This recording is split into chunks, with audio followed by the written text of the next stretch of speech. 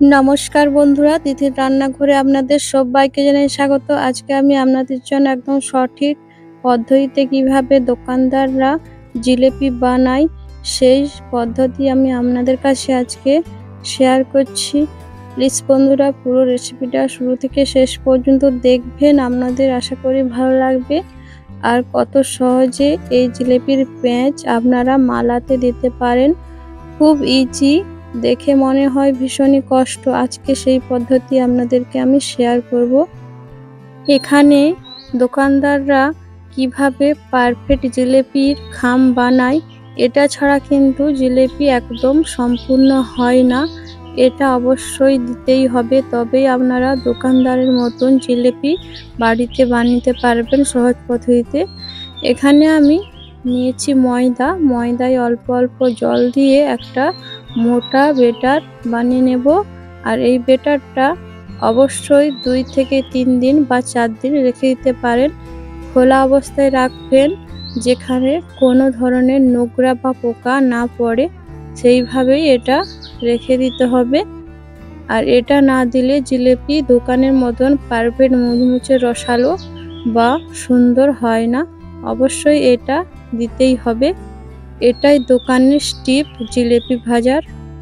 আমি এটা এইভাবে ফেটে 3 থেকে 4 দিন রেখে দেব, তারপরে আপনাদের কাছে জিলেপি শেয়ার করব।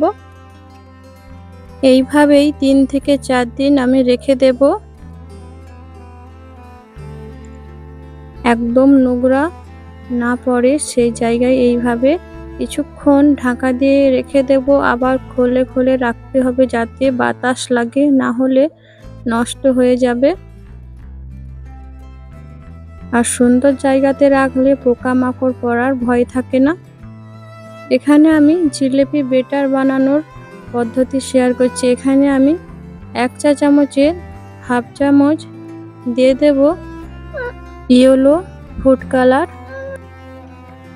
এখানে আমি নিয়েছি সাদা তেল 1 কেজি মতন, আর এখানে নিয়েছি 1 কেজি ময়দা, নিয়েছি হাফ চা চামচ সোডা। এখানে ময়দাটা আমার বেশি লাগবে না। আর এখানে দেখুন 1 কেজি চিনি আমি জাল দিয়ে শিরা বানিয়ে নিচ্ছি।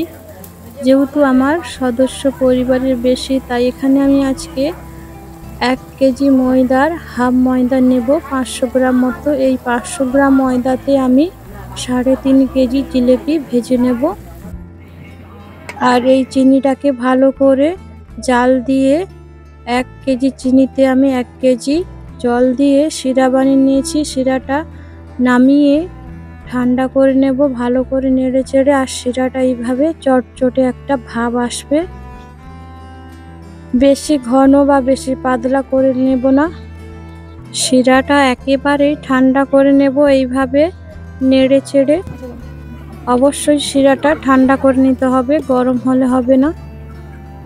এখানে যে খামটা আমি 3 থেকে 4 দিন ভিজে রেখেছিলাম, সেই খামটা নিয়ে নিচ্ছি। এখানে আমি খামটা পরিষ্কার করে জল দিয়ে ধুয়ে নিয়েছি। আর এতে অল্প অল্প ময়দা দিয়ে দিচ্ছে জেঠুমনি।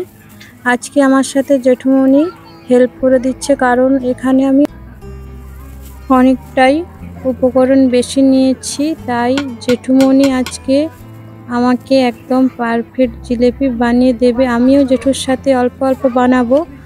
জেঠুমনির আগে অনেক বছর দিন থেকেই ভেজে আসছে এই জিলেপি।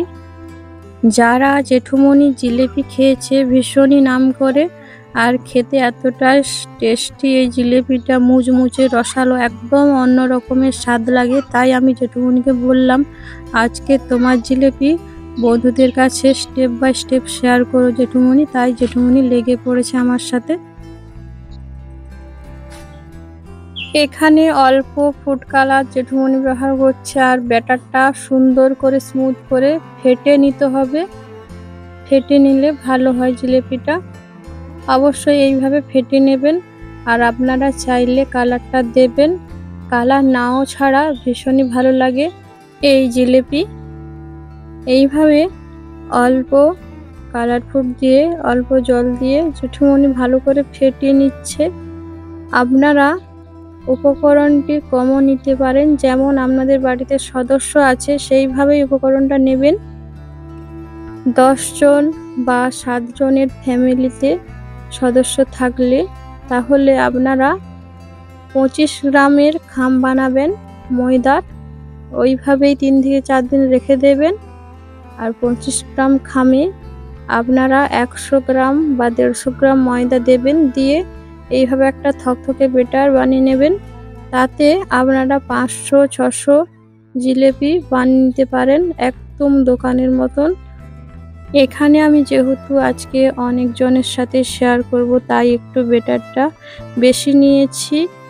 এখানে অনেক ছোট ছোট শিশুরা আছে, তাদের সাথে শেয়ার করব। অনেক বয়স্ক ঠাকুমা দাদু আছে, তাদের সাথে শেয়ার করব, তাই একটু বেশি উপকরণ নিয়েছি। আর জিলিপি মানে সবার মুখে জল আসার মতনই, কারণ এখানে জেঠুমনি একটা নারকোল মালা নিয়েছে, এটা পরিষ্কার করে নিয়েছে।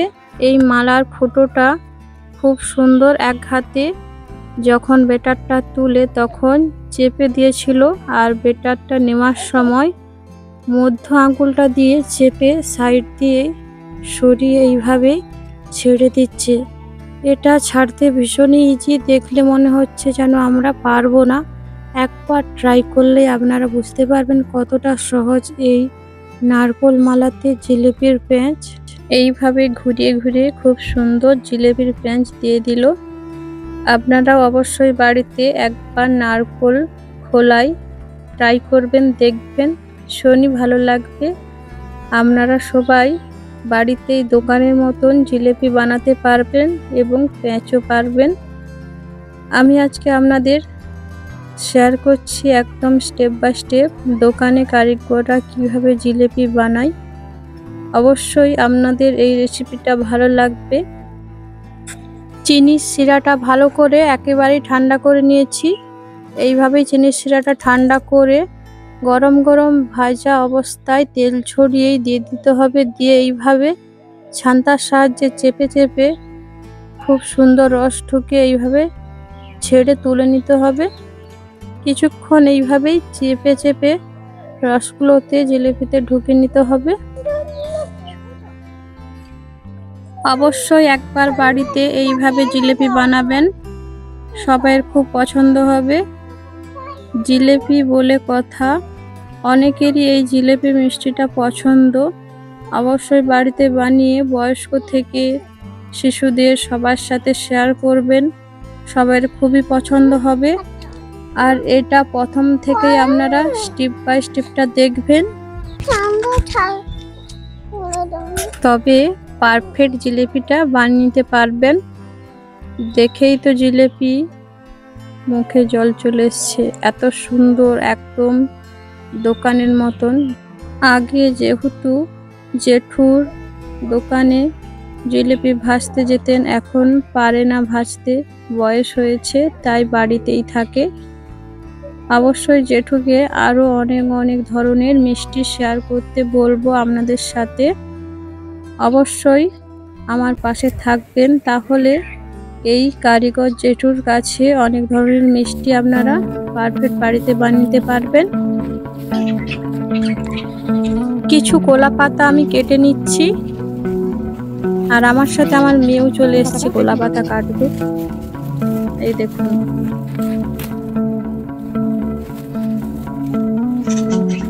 আজকের এই জিলিপির রেসিপিটা আপনাদের কেমন লেগেছে অবশ্যই আপনাদের কমেন্ট বক্সে আমাকে জানাতে ভুলবেন না প্লিজ বন্ধুরা।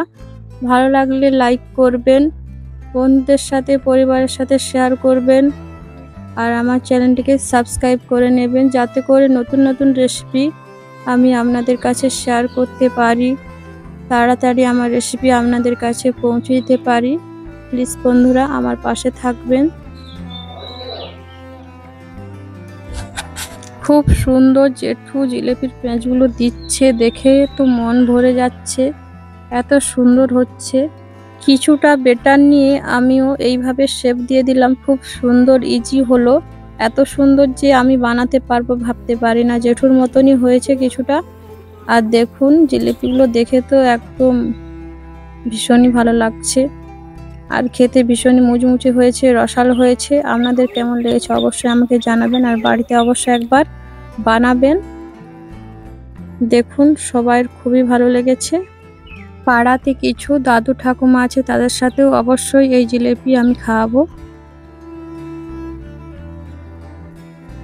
সবারই ভালো লাগবে। আপনাদের ভালো লাগলে প্লিজ আমার পাশে থাকবেন। সাবধানে থাকবেন, ভালো থাকবেন, সুস্থ থাকবেন। ধন্যবাদ।